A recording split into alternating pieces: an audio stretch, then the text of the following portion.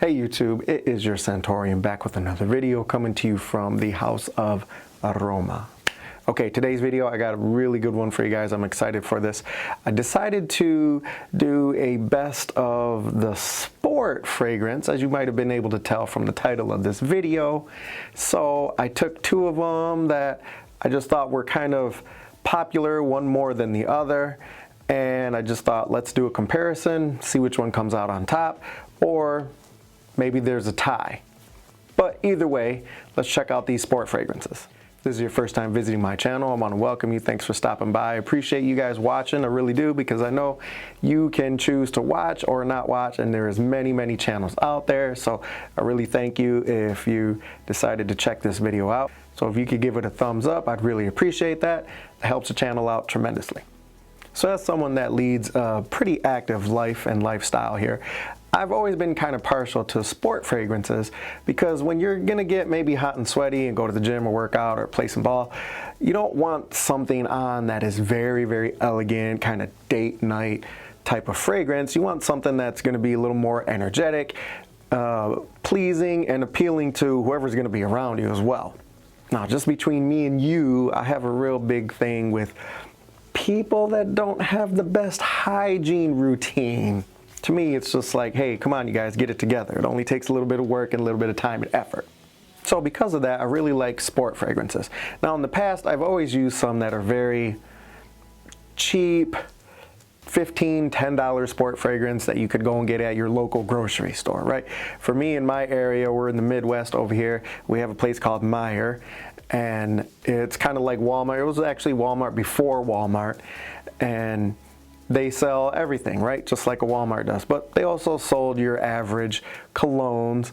So you could get that Drakkar Noir and Polo and Brut, right? All these old school, Old Spice, you can get all that kind of stuff there.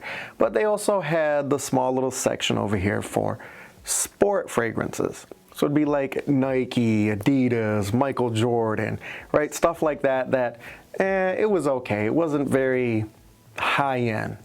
But now getting my nose a little bit more intrigued into a lot more higher end fragrances or niche fragrances, stuff like that, I did decide, let me take a look into some sport fragrances that are not just your average ones I could run down to the local grocery store and get. So in doing some research, everybody talks about this one right here, the beloved Allure Homme Sport.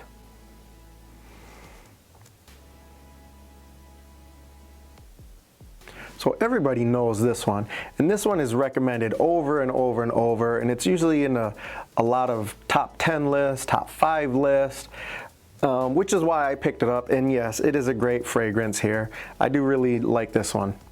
Then in doing some more hunting, I came across this one, Dior Homme Sport. So it just does have that classic Dior Homme look of the bottle. So two more higher end, not niche, these are designer sport fragrances, but let me tell you, they do cost a little bit more than $20. So I'm looking up some retail or discounter prices here. The Allure is on Joma Shop for the 50 ml at $95. So a little bit pricey there, but I think still worth it. Now on Joma Shop here, looking up for the Dior Homme Sport, it's kind of funny because this bottle size right here, which is the 2.5 ounce, is on sale for $72. That's a Mother's Day sale. I think it's going until May 6th right now. And why this one? I don't know, because the 50 ml, this is the 75 ml, the 50 milliliter bottle is actually discounted at $83. So you can go and get this one right now, which is almost an ounce more in the bottle, for almost $10 less on Joma Shop. In my opinion, that's a really good deal. Okay, so two sport fragrances. So let's talk a little bit about what makes them different, how they're kind of sporty, and which one I like better. So in the Allure here, this has a fresh citrus blue aromatic tone to it. In the Dior, this one has a clean citrus green elegant tone to it. So Allure is going to open up with orange, C notes, aldehydes, and orange mandarin. Dior is going to open up with lemon, bergamot, and aldehydes. So they're both going to be, like I said, citrusy in the opening.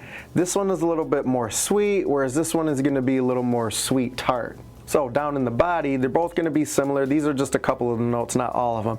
But Allure is going to have pepper, and Dior is going to have pink pepper. Now in the base, Allure is kind of going to take it away here, where they got tonka bean, vanilla, musk, amber, vetiver. That was almost all the base notes. There's a couple more in there, I think. And Dior is going to be kind of similar, but a little bit more simpler, where it's going to have woody notes and amber. So the DNA is going to be very similar to these, but the fragrance and the smell and the scent profile is different. So the Allure, yeah, you can get that nice citrus blast, sweet. You can get that blue aromatic tone to it. It's very light, very easy to wear, mass appealing. That's why a lot of people like this one and talk about it. Yeah, so very good. So I am getting that, and now I'm starting to get some of that spice here coming out from the middle, that pepper, and then the amber and the vetiver. The vetiver is strong in here, but not overpowering or overbearing. I can really catch a nice tone of vetiver in this scent here. Now these are not my first impressions. I did just get this one in today, but I've had the Allure Home Sport for quite a while, and I really do like that one. I wear it to the gym quite a bit. Now the atomizer here on the Dior is a very strong spray. Yeah, so I'm getting that citrus here, but again, it's softer. Again, a little more on the tart side, but not overbearing where it's just sour. I didn't want to use that word sour, but it's not that way, because this one has more of that lemon bergamot opening. The amber really comes in and tones it down. The wood is not too spicy. Now this one does have olibanum in the base of it, which is another term for frankincense, which is a slight green tone, and that can also be woody and spicy as well, depending on how it's mixed. I think in this one here, it's a little bit more of a green tone, green scent for the Dior. Yeah, very nice. Excellent fragrances. So both of these, very good, very mass appealing, very pleasant, definitely sporty. So you definitely can wear these to the gym, playing some ball, whatever you're gonna do, anything you're gonna be active in. But I would kind of categorize it like this here. Allure is gonna be your basketball and soccer sport activities, where your Dior is gonna be like golfing, maybe polo type of activities there. So a little bit more on that elegant side of sport activity. So in going head to head here, I'm gonna have to say actually Dior is my favorite of the two. So I'm probably gonna rotate this one in a little bit more in my weekly rounds of my fragrance rotations for my daily activities with the Dior Homme Sport. So there you have it, you guys. That's my take on the two top sport fragrances in the game right now. So if you like that, you guys, give it a thumbs up. Go ahead and leave me a comment down below if you have any of these and what you think of them and which one you would rather have if you do have both of them. I'd love to hear what you guys are thinking and what you have over there. Other than that, thanks for watching, and I will see you on the next video.